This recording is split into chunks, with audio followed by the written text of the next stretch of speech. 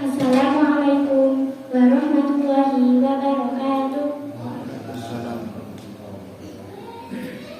Alhamdulillah wa syukurillah. Assalatu wassalamu ala rasulillah. Amma ba'du. Ahlan wa sahlan bi hudurikum fi hadzal masjidil mubarak. Masjid Nurul Hikmah di Muhammadiyah, Bumi Ayu, Malang, Jawa, Asyarqiyah. Fi hadhil munasabatil mubarakah yatasharrafu bi ilqa'i tawjihat wal irsyadat wan nasihat Fadilatul Ustaz Habibul Matin. Naftati hadzal hafl bi qira'atil basmalah. Bismillahirrahmanirrahim. Fa'alaihi falyatafaddal mashkuran.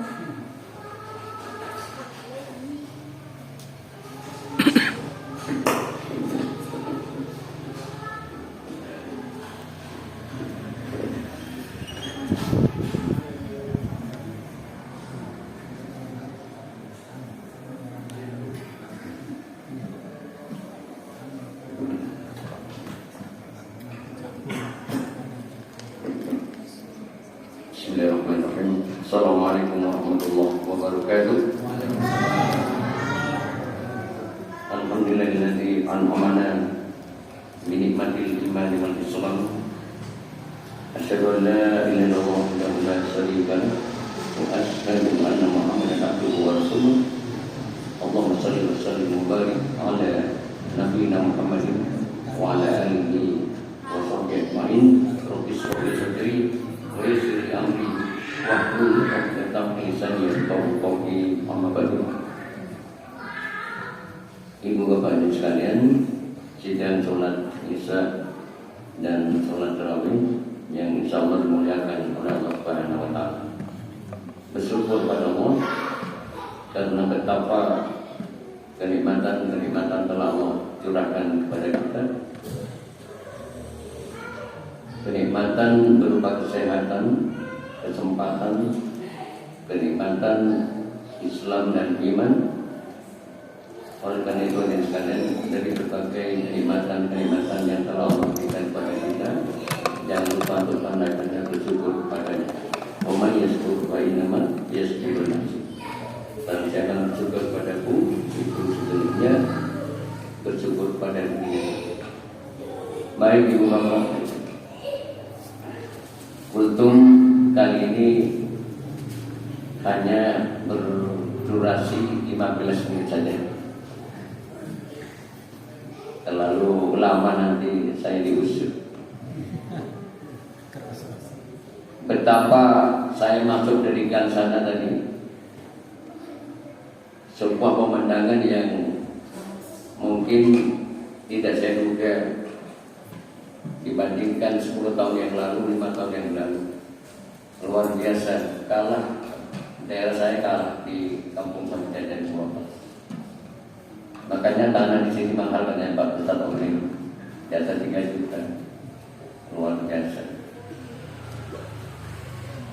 Baik ibu bapak, sekarang hari keberapa ini bapak? 18 atau 17 ini? Hari ini 11 malam. Malam? 18. Malam 18 ini. Saya itu barusan dengan jari, sepertinya 17 ya. Dari perjalanan ibadah puasa yang kita lakukan selama 17 ini, ibu bapak, tentunya pada diri kita ada sebuah perubahan, terutama perubahan terkait dengan perilaku kita. Akankah semakin baik perilaku kita? Itu tergantung ketika kita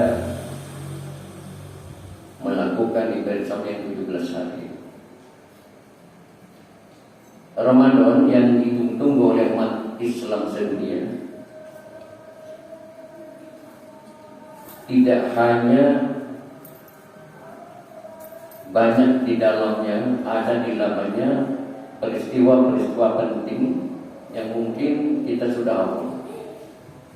Yang pertama, bahwa dalam bulan suci Ramadan itu ditetapkannya Rasulullah Muhammad SAW sebagai Nabi yang terakhir.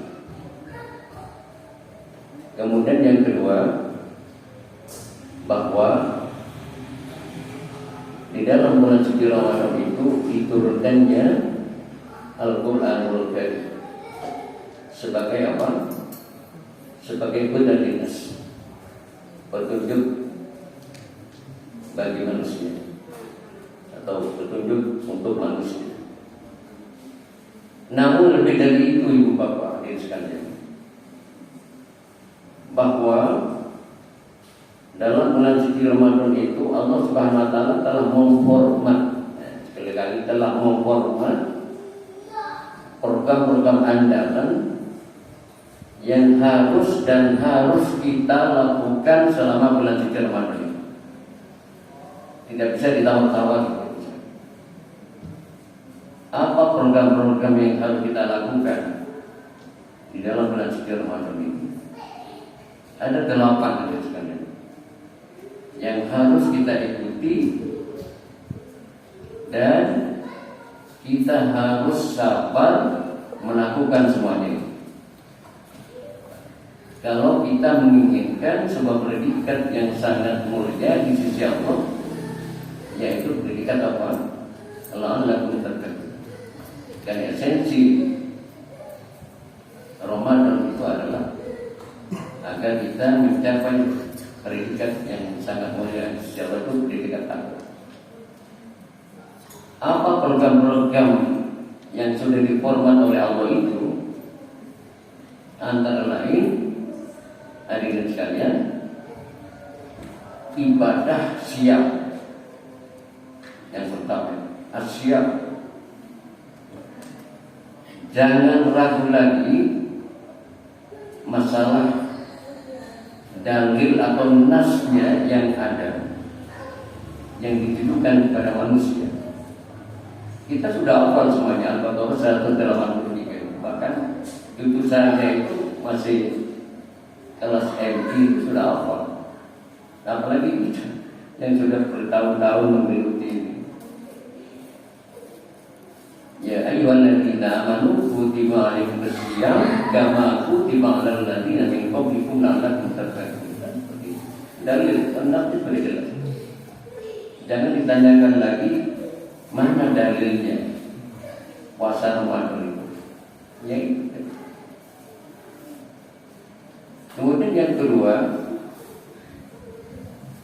amalan-amalan ibadah dalam bulan suci Ramadan itu adalah apa?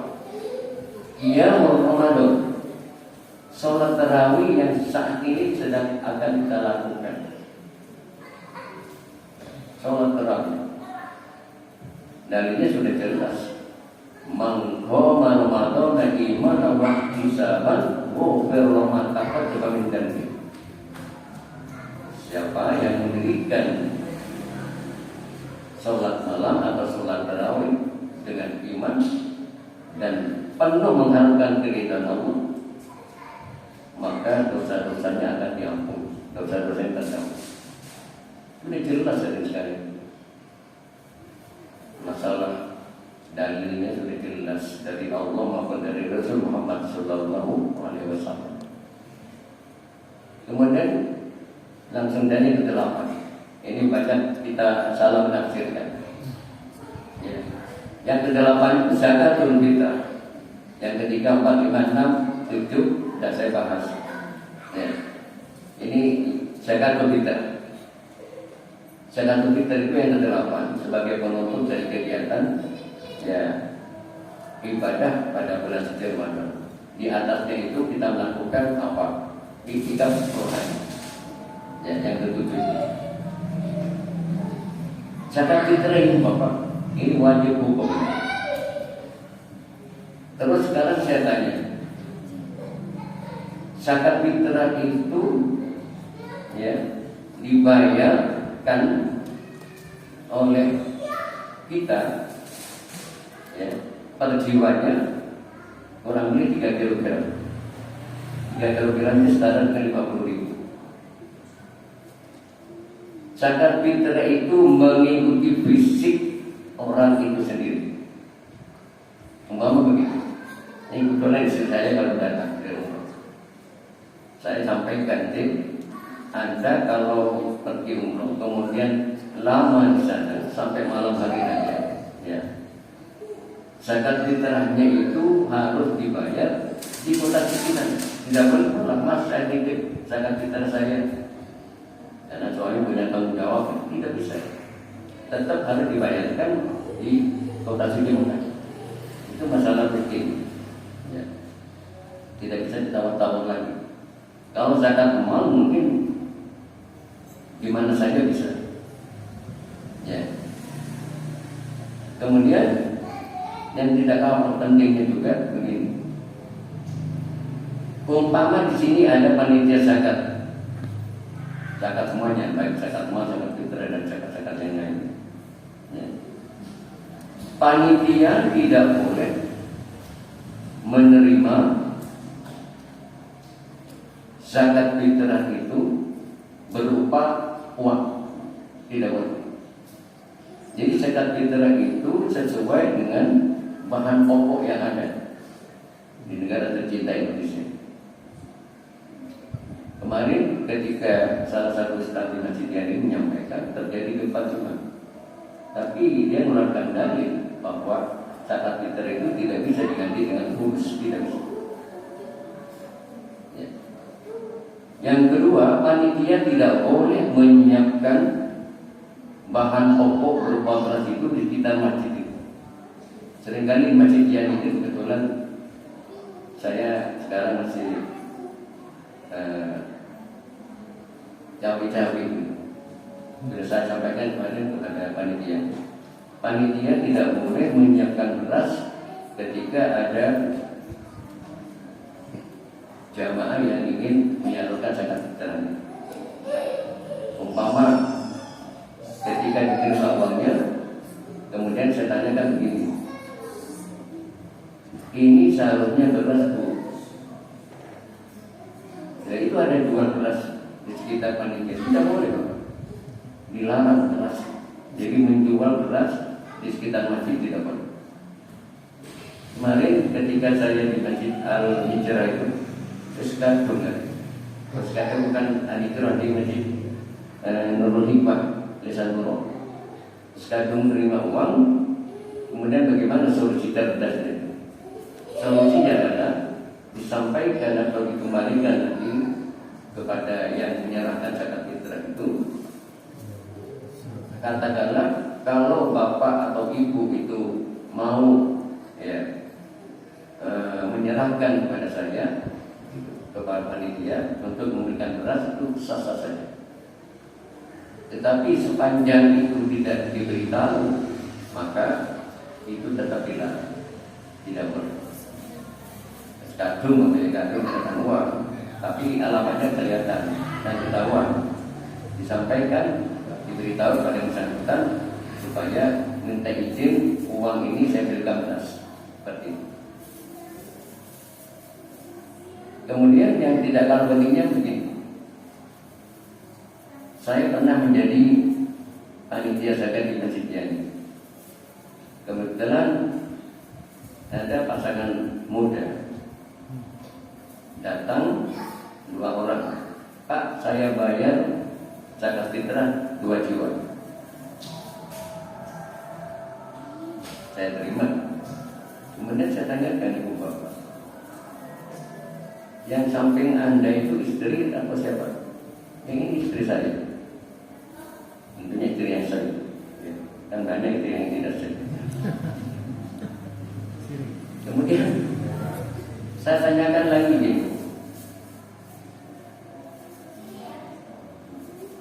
saya lihat istri Anda ini dalam kondisi hamil.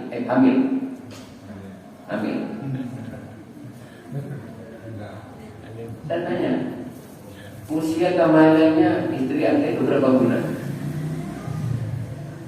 6 bulan Bapak. Nah, dalam HR Tirmizi ketika bayi itu sudah berusia di atas 4 bulan, maka wajib untuk dikeluarkan apa? Dikeluarkan zakat fitrahnya karena sudah ada nafas di dalamnya, sudah bernafas. Kecuali 4 bawahnya 4 bulan tidak kena, 1, 2, 3 tidak kena. Seperti itu jelinya ibu bapak alim sekali. Kemudian ini masuk ke masalah yang lebih sakral lagi, walaupun ini beda pendapat. Istri saya, mantu saya itu kan sedang menyusui. Kemudian ketika seorang ibu sedang menyusui, kemudian tinggal memilih apakah mampu untuk meneruskan ibadah saumnya atau tidak. Dia katakan, saya tidak mampu, ayah bilang, karena dikhawatirkan fisik saya itu terganggu. Maka solusinya adalah nanti yang pertama dibayarkan fidyah selama puasa yang ditinggalkan. Selama puasa yang ditinggalkan berapa? 30 hari. Kemudian yang kedua adalah harus mengganti ibadah puasa yang ditinggalkan. Tidak bisa itu hanya diganti fidyah saja. Tidak bisa. Jadi dua-duanya. Jadi membayar fidyah sama membayar hutang. Seperti itu jadinya agama kita itu Bapak. Jangan sampai hanya fidyah saja. Terus bagaimana kalau yang dulu-dulunya sudah terlanjur tidak membayar hutang puasanya? Ya. Baru ingat sekarang, 2 tahun yang lalu biasanya perempuan itu 2 tahun, 3 tahun hampir terus kan gitu. Nah, kalau tidak dipaksakan, seterusnya dan selamanya itu akan mengalami hal yang sama. Jadi harus dipaksakan itu Bapak. Mantu saya dipaksakan sama istri saya supaya berpuasa. Kalau enggak, Mbak E ini nanti di samping bayar fidyah juga harus mengganti puasa yang ditinggalkan selama 1 bulan. Seperti itu Bapak sekali. Kemudian yang terakhir sekali, kita sering mengingatkan Ibu Bapak, karena zakat ini banyak macamnya ya. Ada zakat mal, ada zakat fitrah, zakat profesi, dan zakat-zakat yang lainnya. Mulai sekarang sudah kita hitung berapa juta uang yang kita miliki di bank. Saya kemarin sudah menghitung istri saya, kira-kira uang yang di bank berapa. Kalau 85 juta lebih itu sudah kena zakat. Karena ukurannya itu 85 gram emas. Ibu saya tanya sekarang, 1 gram emas ada berapa? Kurang lebih berapa? 1 juta lah katanya. Biar tidak terlalu gampang hitungnya. 1 juta. Berarti kalau 85 gram emas kali 1 juta berapa? 85 juta. Kalau uang kita ada di bank 100 juta, maka sudah kena zakat mal 2,5%. Tidak bisa ditawar-tawar lagi. Yang lucu begini Bapak, saya sempat debat dengan Ustaz Hadro waktu ngisi di masjidnya. Ponaannya itu setiap bulan itu dipotong zakatnya. Ya, alasannya ada zakat ini, zakat itu. Saya sampaikan di forum itu bahwa zakat itu berlaku hanya 1 tahun. Tidak ada tiap bulan dulu zakatnya, tidak ada. Itu sedekah. Jadi kalau dipotong setiap bulan 2,5%, ya, dari 3 gaji yang diterima setiap bulan itu tidak benar. Itu bukan zakat namanya, itu namanya apa? Sedekah atau infak. Cara pakai. Ini betulnya putrinya almarhum Ustaz Untung Soleh. Itu kan yang anak yang pertama nanyakan ke saya, oh ini saya setiap bulan dipotong sekian. Katanya zakat, tidak bisa. Zakat itu dipotong setiap bulan, setiap tahun. Itu pun kalau sudah cukup masanya dan kira-kira jumlah itu cukup enggak? Asalnya dan asalnya. Kalau tidak cukup 50 juta, tidak wajib. Minimal itu 85 juta. Kalau seperti saya, tidak ada ibu bapak, jadi hanya mengeluarkan sedekah saja dan infak yang harus kita keluarkan. Kecuali orang-orang yang dapat itu yang mampu untuk menyalurkan zakat mal. Mungkin zakat mal itu orang-orang tertentu saja yang berani mengeluarkan. Kemudian kalau zakat mal itu tidak dikeluarkan, yang seharusnya dikeluarkan setiap tahun, ya, maka hartanya itu telah akan mengarungi fisik seseorang itu ketika pada masa. Coba ya. Harta itu akan dikalungkan oleh Allah ke fisiknya sampai fisik seseorang itu remuk. Maka harus betul. Kalau orang bilang, ojo, kan seperti. Sekarang itu Bapak yang saya sampaikan pada kesempatan ini, mudah-mudahan puasa atau sisa puasa yang masih 13 hari ke depan, Allah tetap memberikan keistiqomahan kepada kita. Amin. Dan mudah-mudahan Allah mempertemukan pada Ramadan yang akan datang. Amin amin ya rabbal alamin. Kalau yang saya sampaikan itu salah, itu merupakan kebodohan saya pribadi. Mudah-mudahan Allah memberikan pintu maaf pada saya. Kalau yang saya sampaikan benar, bahwa benar Ramadan datangnya dari Allah Subhanahu wa taala. Mari kita tutup dengan bacaan hamdalah. Alhamdulillahirabbil alamin. Subhanakallahumma wa bihamdika asyhadu an la ilaha illa anta astaghfiruka wa atubu ilaik. Assalamualaikum warahmatullahi wabarakatuh.